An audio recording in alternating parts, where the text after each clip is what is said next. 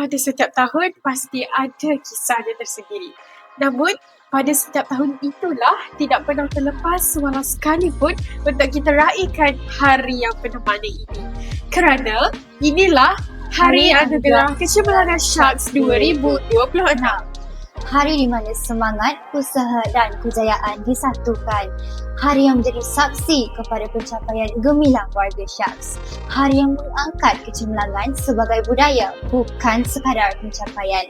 Oleh itu, marilah kita bersama-sama meraihkan detik penuh berprestij ini. Untuk itu, saya Hana Imani Amsyar. Saya Husna Ulia. Dan anda sedang menonton Sharks TV.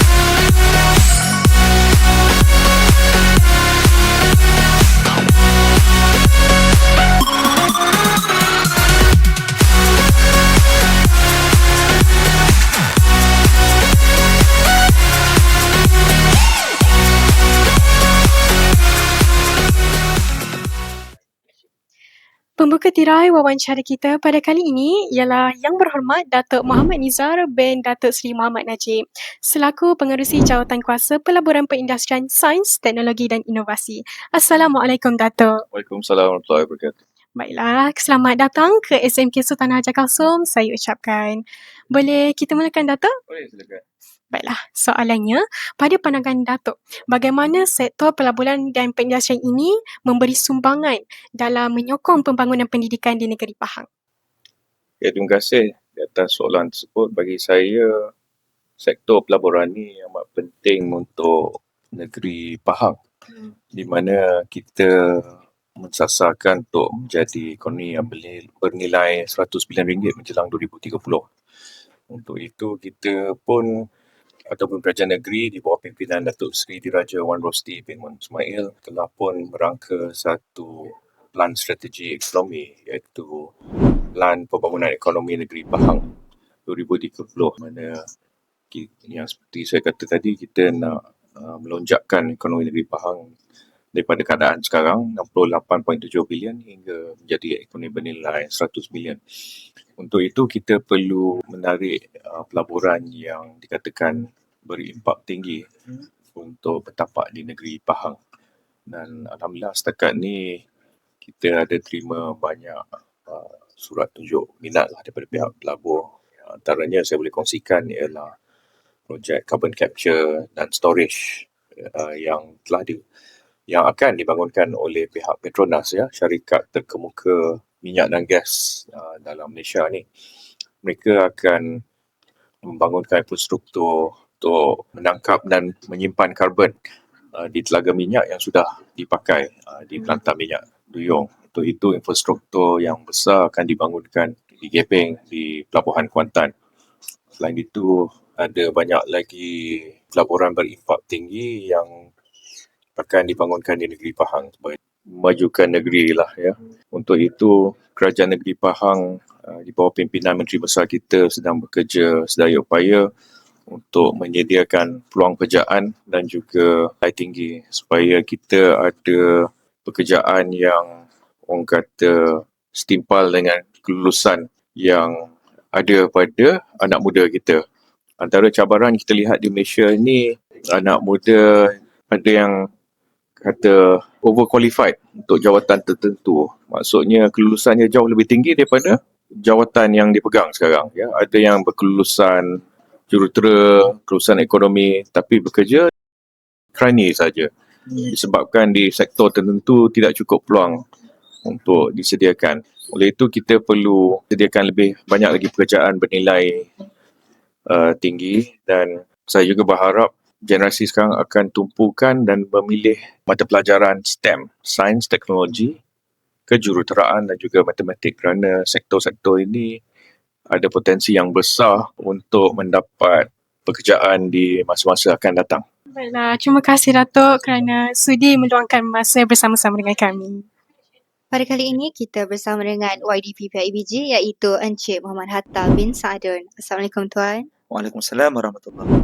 Jadi soalan yang pertama, bagaimanakah pihak PIBG menyokong usaha sekolah dalam meningkatkan prestasi akademik dan kurikulum? Bismillahirrahmanirrahim. Assalamualaikum warahmatullahi wabarakatuh. Jadi soalan yang diberikan adalah bagaimana PIBG membantu dari segi meningkatkan prestasi akademik, kurikulum dan juga kokurikulum. Jadi alhamdulillah saya mewakili PIBG selaku yang dipertua PIBG yang baru sesi 2026 sehingga 2028. InsyaAllah saya akan bersama-sama dengan AJK PIBG akan meneruskan kesinambungan kepimpinan AJK yang terdahulu untuk meneruskan aktiviti-aktiviti kerjasama ataupun yang boleh dilibat uruskan oleh PIBG kepada pihak sekolah. Jadi bagaimana pertamanya insya-Allah PIBG melalui AJK daripada kalangan ibu bapa dan guru-guru akan memastikan pembayaran yuran. Itu yang paling penting. Pembayaran yuran tu adalah sumber pendapatan kepada pihak sekolah yang sudah semestinya mempunyai hala tuju dan work process untuk buat perbelanjaan ataupun bajet bagi diunjurkan pada tahun-tahun selepas daripada tahun mesyuarat agung untuk diberikan, diperuntukkan kepada program-program sekolah lah yang bersifat akademik, kurikulum dan juga kokurikulum untuk setiap tingkatan. Jadi dengan meneruskan pembayaran yuran yang hampir 100% daripada ibu bapa, jadi insya-Allah pihak sekolah mampu untuk meneruskan tanpa sebarang kekangan dalam bentuk kewangan lah. Itu yang pertama.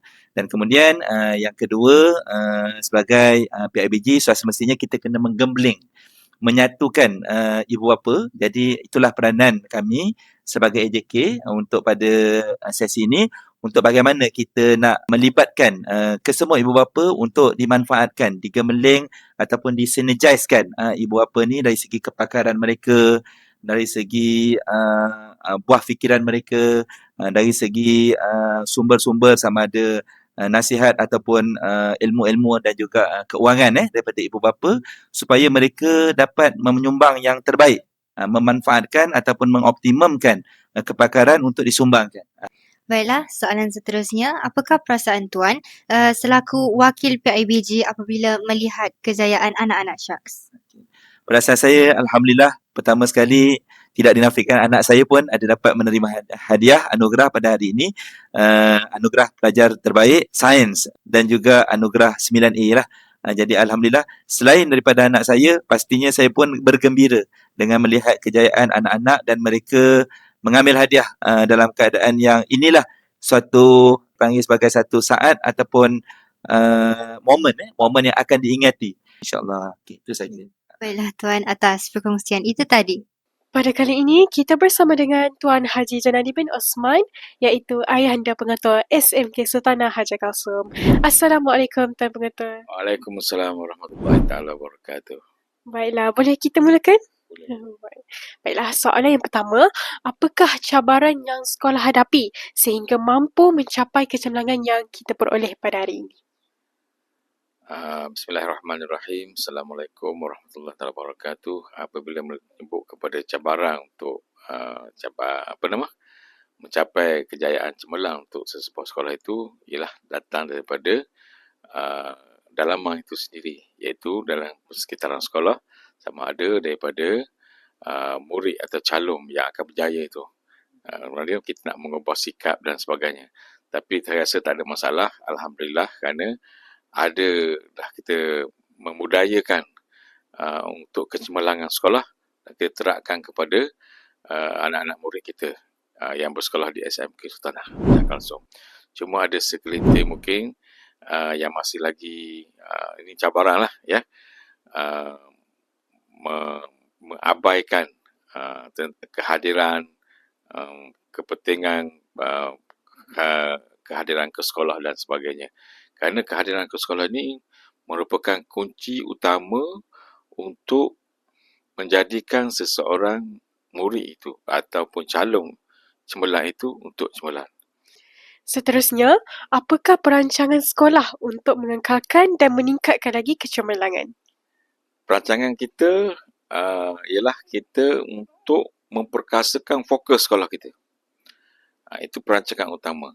Yang pertama, kita memahamkan warga sekolah sama ada guru, murid, ibu bapa, penjaga tentang fokus sekolah. Itu perancangan. Kita ada 8 fokus. Fokus yang pertama ialah kecemerlangan SPM. Kecemerlangan SPM kita diukur dengan memperolehi GPS yang kita sasarkan. Macam sekolah kita di Syab ini, kita sasarkan 1.78. Dan fokus kita kecemerlangan SPM juga ialah untuk menggenggam 7A sekurang-kurangnya dan tidak ada grade C pada subjek calon-calon. Itu fokus perancangan kita. Perancangan kedua, fokus yang kedua ialah kecemerlangan akademik. Tadi SPM mungkin dia ada kaitan dengan akademik, tapi ini menyeluruh daripada tingkatan 1 sampai tingkatan 5. Kita ada program-program kecemerlangan akademik. Kita namakan PROKAS. Dalam PROKAS tu ada pelbagai projek. Dalam projek itu ada pelbagai aktiviti yang melibatkan guru, ibu bapa, murid. Dan fokus utama kita ialah murid. Yang ketiga, kecemerlangan co-curriculum.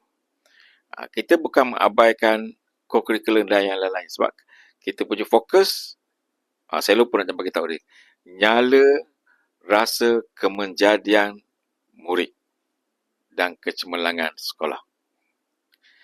Jadi fokus yang ketiga, kecemerlangan co-curriculum. Kita semua fokus aktiviti co-curriculum, kita melihat ataupun melaksanakan semua mandat-mandat yang diamanahkan oleh Kementerian Pendidikan Malaysia. Kemudian, fokus kita yang keempat ialah kecemerlangan hal ehwal murid. Di sini bagaimana kita nak membina karakter insaniah, membina karakter murid kita sebagai murid yang cemerlang, lahiriah, batiniah dan sebagainya. Murid kita kurang disiplin dan sebagainya.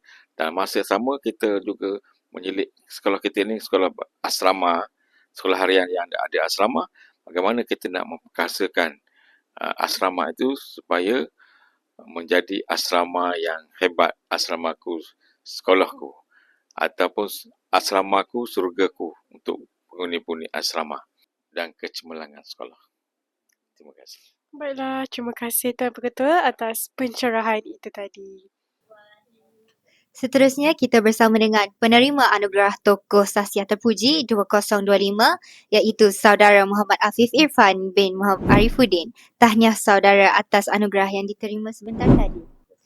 Jadi, soalan yang pertama, bagaimanakah anugerah ini memberi motivasi kepada saudara untuk terus berjaya? Sebagai pembuka bicara, saya ingin mengucapkan ribuan terima kasih kepada ibu bapa, guru-guru dan rakan-rakan saya yang selama ini membantu untuk memotivasikan diri saya untuk langkah maju ke hadapan. Sebenarnya ini juga ialah bingkisan budi mereka kepada saya. Saya cuma menonjolkan semula itu kepada mereka. Dan Alhamdulillah, saya sebenarnya tidak menjangkakan akan berada di sini mendapatkan penghargaan ini, tapi terima kasih kepada pihak sekolah kerana memberi saya peluang untuk merasakan kenikmatan ini. Sebenarnya penghargaan ini amat memotivasikan diri saya untuk melangkah maju ke hadapan untuk menunjukkan budi pekerti saya sebagai seorang alumni Syab, supaya selepas ini mereka-mereka yang di luar sana bahkan memandang tinggi SMK Sultanah Shah Kalsum yang sebagai sekolah yang berprestij tinggi dan sekolah yang amat hebat di mata dunia. Itu saja. Terima kasih saudara atas perkongsian itu tadi. Wawancara pada kali ini pula kita bersama dengan penerima Anugerah Tokoh Co-Curriculum 2025 iaitu Saudara Muhammad Fawaz Naim bin Muhammad Sayati. Assalamualaikum saudara. Waalaikumsalam. Baiklah, tanya atas pencapaian saudara. Soalannya, bagaimanakah saudara membahagikan masa antara akademik dan co-curriculum? Terima kasih kepada soalan yang diberikan kepada saya. Cara saya membahagi masa antara sukan dengan bola sepak, iaitu sukan yang saya minati. Pada pagi saya akan pergi ke sekolah belajar, and then petang saya akan mulakan latihan, dan waktu malam tu saya akan ulang kaji mata pelajaran yang saya belajar. Apa-apa yang saya tak faham, apa-apa yang saya kurang mahir tentang pelajaran, saya akan ulang kaji and tanya cikgu apa semua, and saya akan cuba untuk fokus lah. Soalan yang seterusnya, apakah mesej saudara kepada seluruh warga Syaks iaitu pelajar Syaks untuk meneruskan, mengekalkan kecemerlangan? Pesanan saya kepada warga Syaks, terutama kepada pelajar-pelajar sekolah Syak lah, saya berpesan kepada semua untuk sentiasa berusaha, tidak mudah putus asa dalam pembelajaran, kerana Allah tidak akan mengkhianatilah hasil hambanya yang sentiasa berusaha. Sebab apa? Sebab what you give, you get back. Baiklah, terima kasih saudara. Pada kali ini, kita bersama dengan penerima Anugerah Tokoh Curriculum 2025 iaitu Saudari Nuraina Kamila binti Asma Effendi. Assalamualaikum saudari. Waalaikumsalam. Terima kasih. Baiklah, tahniah saya ucapkan atas pencapaian saudari. Baiklah, soalannya, apakah hala tuju saudari selepas ini untuk melanjutkan pelajaran ke peringkat yang lebih tinggi? Pertama sekali saya memang minat bidang data science. So untuk UPU, saya ada mohon asasi UIA apa semua tu untuk ambil asasi sains komputer. Diploma pun ada jugalah. Supaya nanti boleh sambung ambil data science. Kalau untuk pergi overseas, saya ada juga mohon beasiswa macam-macam lah. Untuk ambil data science, pergilah mana-mana pun. InsyaAllah nanti impian saya nak jadi data scientist lah kot. Okey, baiklah. Soalan yang kedua, siapakah individu yang paling banyak memberi inspirasi kepada saudari sehinggalah saudari dapat capai ke tahap ini? Individu tu memang salah satunya mak saya lah. Waktu saya sedih, dia selalu bagi semangat. Kalau saya stres, dia selalu pesan supaya teruskan. Macam-macam lah nasihat dia bagi. Kalau cerita panjang memang tak habis lah. Tapi memang saya bersyukur sangat-sangat lah dengan mak saya sebab dia tak pernah putus-putus doakan. Kalau waktu sebelum saya exam MAT pun dia tak tidur malam risaukan saya macam mana nak jawab. Jadi memang individu tu lah yang beri inspirasi. Dia sangat kuat. Baiklah, saudari. Terima kasih atas perkongsian itu tadi. Kali ini kita bersama dengan salah seorang penerima anugerah cemerlang tingkatan ujian akhir sesi akademik tahun 2025 iaitu saudara Arif bin Alfa. Tahniah saudara atas kejayaan yang begitu cemerlang. Jadi boleh saudara kongsikan apakah subjek yang paling mencabar dan bagaimanakah saudara mengatasinya sewaktu menduduki peperiksaan? Subjek yang paling mencabar untuk saya ialah matematik tambahan.